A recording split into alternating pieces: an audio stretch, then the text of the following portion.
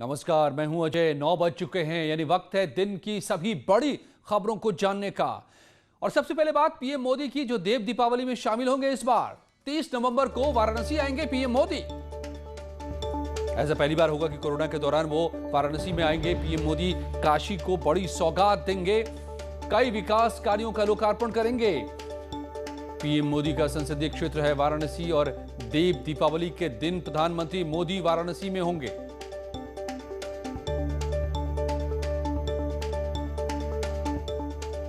अनूप गुप्ता हमारे संवाददाता मेरे साथ जुड़ गए हैं। अनूप, ये अपने आप में बड़ी बात है कि देव दीपावली के मौके पर जब सारे देवता होंगे, दीपावली मना रहे होंगे काशी में, तो पीएम भी मौजूद होंगे। वजह क्या? नहीं, बिल्कुल। देखिए, हाँ अजय, आप भी जानते हैं कि समय समय पर प्रधानमंत्री नरेंद्र मोदी अपने संसदीय क्षेत्र का दौरा करते रहते हैं। लेकिन कोरोना महामारी के बीच ये पूरा जो कार्यक्रम था स्थगित था। लेकिन इस सब के बीच 30 तारीख को प्रधानमंत्री नरेंद्र मोदी अपने संसदीय क्षेत्र जाएंगे। वहां कई प्रोजेक्ट है, उनका शिलान्यास भी किया जाएगा। इसके अलावा एक भव्य कार्यक्रम गंगा के किनारे किया जाएगा, जो एक तरह से भव्यता का एक नया पैमाना आपको देखने को मिलेगा। बहुत तैयारियां वहां की जा रही है। एक रोड शो का भी कार्यक्रम है। इसके अलावा पब्लिक मीटिंग भी वो वहां पे करेंगे। तो एक भव्य कार्यक्रम जो है वो 30 तारीख को होगा। जिस तरीके से कोरोना महामारी के बीच में एक निराशा है, तो एक सिंबॉलिक तौर पर भी इसको आप देख सकते हैं प्रधानमंत्री के इस कार्यक्रम को। तो देखना होगा कि ये देव दीपावली जो वाराणसी की प्रसिद्ध है, यहाँ पर देव दीपावली की आरती भी और इसका आयोजन भी। लेकिन कोरोना के बीच जब प्रधानमंत्री खुद मौजूद होंगे यहाँ पर, तो जो कार्यक्रम होगा उसकी कौन सी तस्वीर उभर कर सामने आती है। लेकिन बड़ी खबर अनु गुप्ता हमारे संवाददाता दिल्ली से बता रहे हैं कि 30 को होंगे प्रधानमंत्री मोदी वाराणसी में, देव दीपावली मनाने खुद पहुंचेंगे यहाँ पर।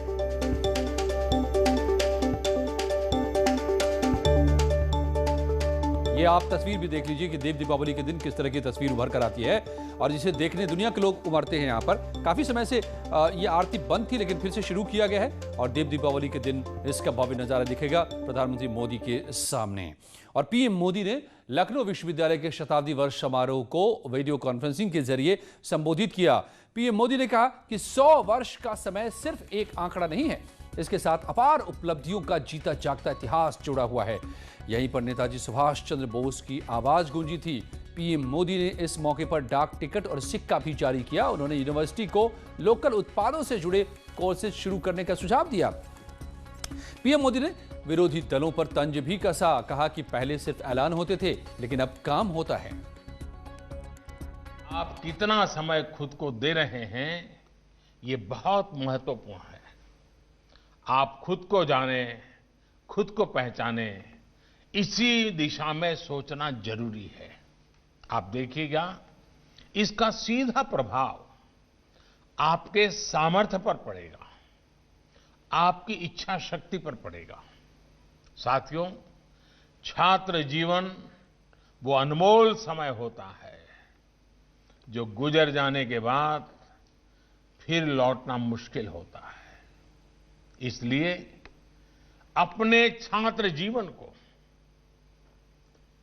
एंजॉय भी कीजिए। रायबरेली सदर की विधायक अदिति सिंह ने ट्वीट कर सीएम योगी को धन्यवाद दिया है और कहा है कि मैं माननीय मुख्यमंत्री जी का आभार व्यक्त करना चाहूंगी, जिन्होंने कमला नेहरू एजुकेशन सोसाइटी जैसी फर्जी संस्था पर जांच बिठाने का कष्ट किया। सरकारी प्रॉपर्टी पर कब्जा करने की कोशिश करने वाले और यहां बसे गरीबों को हटाने वाले कभी सफल नहीं होंगे।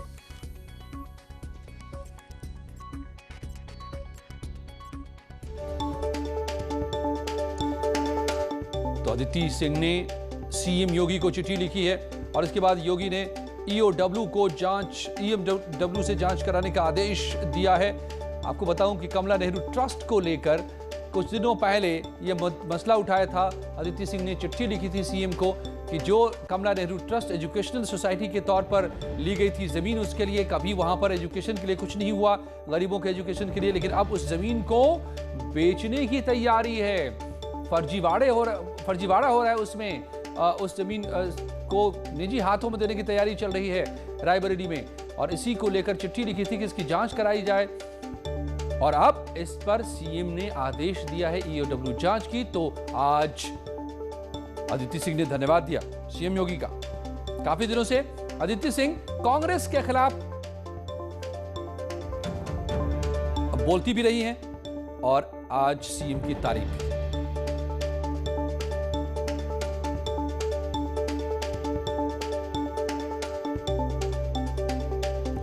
अदिति सिंह हमारे साथ जुड़ गई हैं, रायबरेली सदर की विधायक, जिन्होंने ये ट्वीट किया है। अदिति, बहुत बहुत स्वागत है आपका न्यूज़ 18 पर। मैं स्टूडियो से अजय बोल रहा हूं।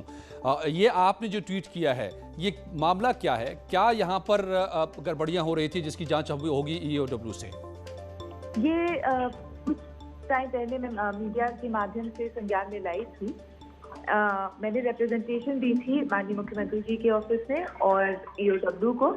एक जमीन है जो कमला नेहरू एजुकेशन सोसाइटी जिसे कब्जा करना चाहती है, जहां आज की तारीख में बहुत सारे सैकड़ों गरीब लोग बसे हुए हैं, गुमटी वाले बसे हुए हैं जो अपना रोजमर्रा का काम चलाते। वहाँ उस जमीन का पट्टा कमला नेहरू एजुकेशन सोसाइटी को एक लड़कियों के बच्चियों के स्कूल खोलने के लिए दिया गया था, जिसको इन्होंने गलत तरीके से फ्री होल्ड करा के बेचने का प्रयास किया। क्या नेहरू एजुकेशन सोसाइटी को ये जमीन इसलिए दी गई थी ताकि वो गलत तरीके से फ्री होल्ड करा के अपना खुद का करोड़ों का प्रॉफिट कराए? तो इसी क्रम में मैंने जांच मांग करी कि जो ये सरकारी नजूल की जमीन है सरकार को वापस जाए और गरीबों को आवंटित करी जाए जो यहाँ 40-50 साल से अपना गुजारा। तो अदिति, अब सीएम ने खुद जांच के आदेश दे दिए हैं, ईओडब्ल्यू से जांच होगी, क्या कहेंगे आप? नहीं, मैं बहुत आभार व्यक्त करना चाहूंगी माननीय मुख्यमंत्री जी का कि उन्होंने ये सराहनीय कदम उठाया। जो भी जांच में निकलेगा हमें मंजूर है और हम यही चाहेंगे कि सच सामने आए और गरीबों से उनका हक न छीना जाए।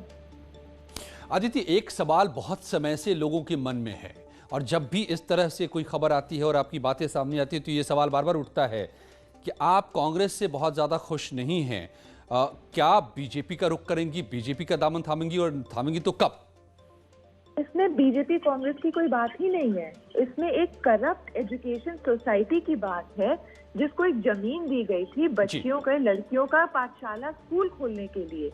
वहाँ इन्होंने उसको गलत तरीके से फ्री होल्ड करा के सेल करने का प्रयास किया, बिल्कुल बेचने का प्रयास किया। ये सरकारी जमीन है, ये नजूल की जमीन है। जो मेरा बस यही अनुरोध है कि सरकार वापस इस जमीन को क्लेम करे, इस फर्जी ट्रस्ट पे, और इस ट्रस्ट पे जांच बिठाए कि जो आपको मिली थी जमीन उस पे आपने स्कूल क्यों नहीं बनाई। ये जनहित का मामला है।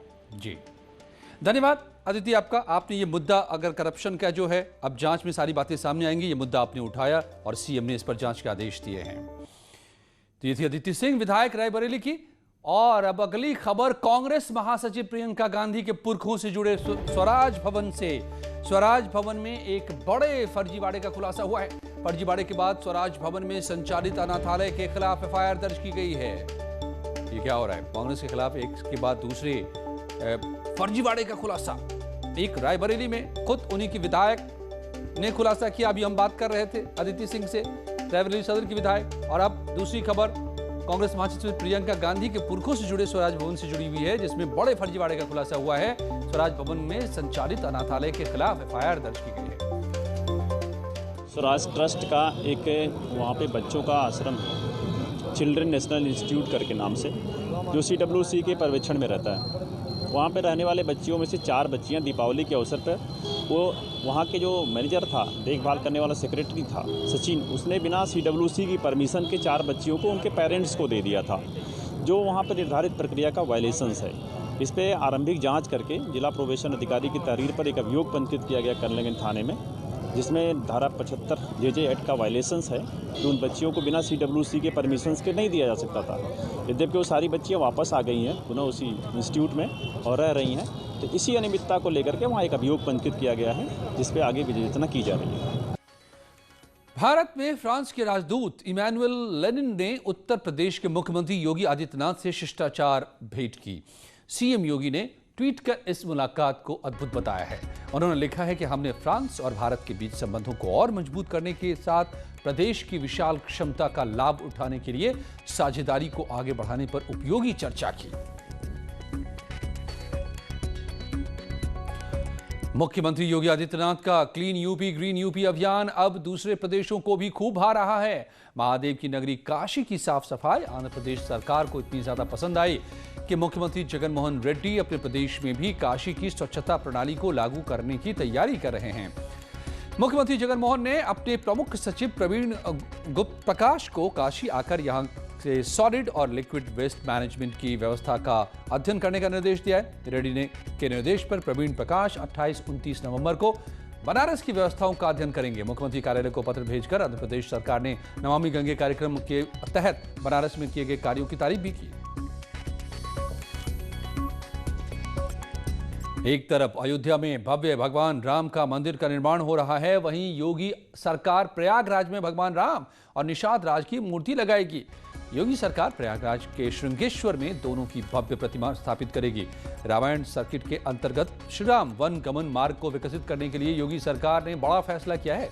प्रतिमा निर्माण के साथ ही स्थल के विकास के लिए 15 करोड़ का बजट भी स्वीकृत किया गया है। इससे पूरे इलाके का सौंदर्यीकरण करवाया जाएगा। यहां निषाद राज पार्क भी बनाया जाएगा, जहां हर साल दीपावली के मौके पर रामायण पाठ का आयोजन होगा। गोरखपुर विकास प्राधिकरण अत्याधुनिक सुविधाओं से युक्त टाउनशिप की सौगात देने जा रहा है। इस टाउनशिप में एक मेडिसिटी भी बसाने की योजना है, जिसमें मेडिकल से संबंधित सभी लोगों के लिए जमीन का आवंटन किया जाएगा। इसके लिए 170 एकड़ जमीन चिन्हित की जा चुकी है। आधुनिक टाउनशिप के लिए रिक्वेस्ट फॉर प्रपोजल तैयार कर जीडीए को सौंप दिया है। अब जीडीए कंसल्टेंट के चयन के लिए आवेदन आमंत्रित करेगा। गोरखपुर विकास प्राधिकरण की 170 एकड़ की अधिग्रहित भूमि है, जिसपे एक सैटेलाइट टाउनशिप के रूप में प्लानिंग का प्रस्ताव है। और इसमें एक मेडिसिटी की भी योजना है, क्योंकि गोरखपुर में अनेक डॉक्टर्स हैं और उनको एक जगह, क्योंकि उससे ज़्यादा दूर ही नहीं है एम्स, इसलिए उस जगह पे मेडिसिटी का भी एक प्रस्ताव है। एक मेडिसिटी बनेगा और काफ़ी वहाँ पे रेजिडेंशियल टाउनशिप और उसमें कुछ कमर्शियल। मुख्यमंत्री योगी आदित्यनाथ के निर्देश के बाद जीडीए सबसे बड़ी टाउनशिप डेवलप करने जा रही है। खुरापार में 170 एकड़ में बनने वाले इस टाउनशिप में खास करके मेडिसिटी का प्लान किया गया है, जिसमें शहर के सभी डॉक्टरों के लिए वहां पे स्थान आरक्षित किया जाएगा और साथ ही नर्सिंग स्कूल, नर्सिंग कॉलेज के साथ साथ नर्सिंग हॉस्पिटल और अन्य तरीके की जो मेडिकल सुविधाएं हैं उनके लिए भी विशेष स्थान रहेंगे। अखिलेश पांडे के साथ रामगोपाल द्विवेदी, न्यूज़ 18 गोरखपुर। यूपी में 6 महीने के लिए एस्मा लागू किया गया है। इसका मतलब ये हुआ कि अगले 6 महीने तक सरकारी कर्मचारी हड़ताल पर नहीं जा सकेंगे। राज्य सरकार ने इस बाबत आदेश जारी कर दिया है। कोरोना को देखते हुए यह फैसला लिया गया है। कोई हड़ताल नहीं, कोई रुकावट नहीं।